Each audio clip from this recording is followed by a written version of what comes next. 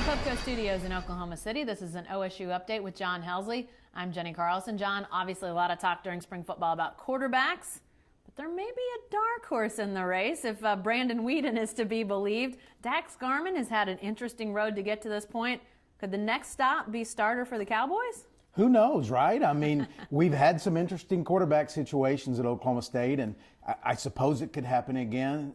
When Brandon Weeden was asked his thoughts on the quarterbacks, the first guy he mentioned was Daxx Garman. And, it's Brandon's style of quarterback for one, so that's not totally surprising. He likes a guy with a big arm that can really throw it around. But that's also the style that this offense needs. They've got great wide receivers. They need a guy that can get the ball to those guys out wide.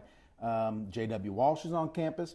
He didn't do so well in doing that a year ago, so maybe Daxx Garman is a dark horse in this competition. Should we maybe be considering this a three-horse race? I mean, I think most people felt like it was either going to be J.W. Walsh or it was going to be Mason Rudolph, and everybody else was just fighting for thirds, essentially. Is this maybe more of an open race than we think? I think we'll have to see how this kind of develops throughout the rest of spring and probably into August.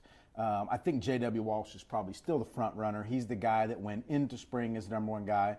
But as we know, things changed last year. Clint Shelf went into the spring as the number one guy and lasted all of 2 series in the season opener. So I think it's interesting, if anything. And it's hard to say. We haven't really heard Mike Gundy speak on this topic yet, but at least it's something that's interesting. Well, let's remember, too, Daxx Garman was recruited to Arizona. So it's not like he wasn't a low-level guy. He went to a major college, didn't work out, and now he's transferred. So he's got some skills. No doubt about that. And the biggest thing really working against him right now is he hasn't been in a game since 2009.